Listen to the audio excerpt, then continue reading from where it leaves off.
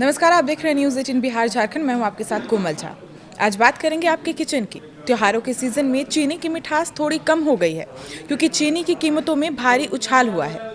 दिल्ली के बाजारों में तो महज एक पखवाड़े में चीनी की खुदरा कीमत करीब 17 से 20 रुपए प्रति किलो बढ़ गई है, जिसका सीधा असर अब आम जनता की जेब पर पड़ रहा है। मनी कंट्रोल की रिपोर्ट की माने तो चीनी की कीमत पिछले एक महीने में करीब 10% तक बढ़ चुकी है और रिकॉर्ड लेवल पर पहुंच गई है। चीनी की बढ़ती कीमत का असर आम ग्राहकों पर भी दिखाई दे रहा है। उपभोक्ता मामलों के मंत्रालय के आंकड़ों की माने तो 18 अगस्त को देश में चीनी की एवरेज रिटेल कीमत 52 रुपये 30 पैसे थी।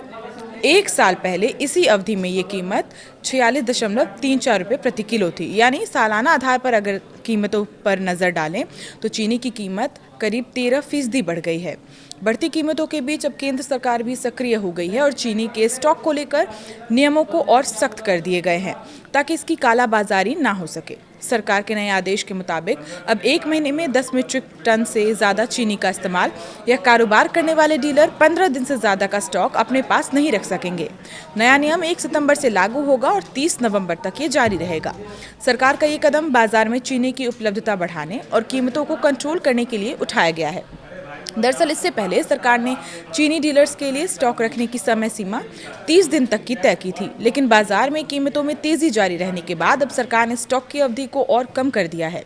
अब सवाल है कि चीनी के दाम अचानक इतने क्यों बढ़ गए। इसके पीछे एक बड़ी वजह बाजार में सप्लाई को लेकर दबाव और आने वाले त्योहारी सीजन है।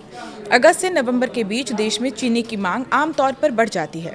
रक्षाबंधन, गणेश चतुर्थी, दशहरा और दीपावली जैसे त्योहारों के दौरान मिठाइयों और मीठे पकवानों की खपत बढ़ती है। ऐसे में बाजार में पहले से चीनी का स्टॉक रखने की जरूरत भी बढ़ जाती है। चीनी की सप्लाई को लेकर एक और चिंता गन्ने की फसल से जुड़ी भी है।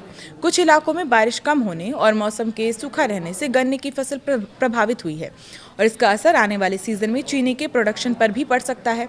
आपको बता दें कि सरकार इससे पहले भी बाजार में चीनी की उपलब्धता बनाए रखने के लिए कदम उठा चुकी है। अब नए आदेश के बाद 15 दिन की सीमा लागू हो जाएगी, यानी बड़े स्तर पर चीनी का इस्तेमाल या कारोबार करने वालों को ज़रूरत से ज़्यादा स्टॉक अपने पास रखने की अनुमति नहीं होगी। सरकार की कोशिश है कि चीनी बाजार में उपलब्ध रहे और जमाखोरी जैसे हालात ना बन सके।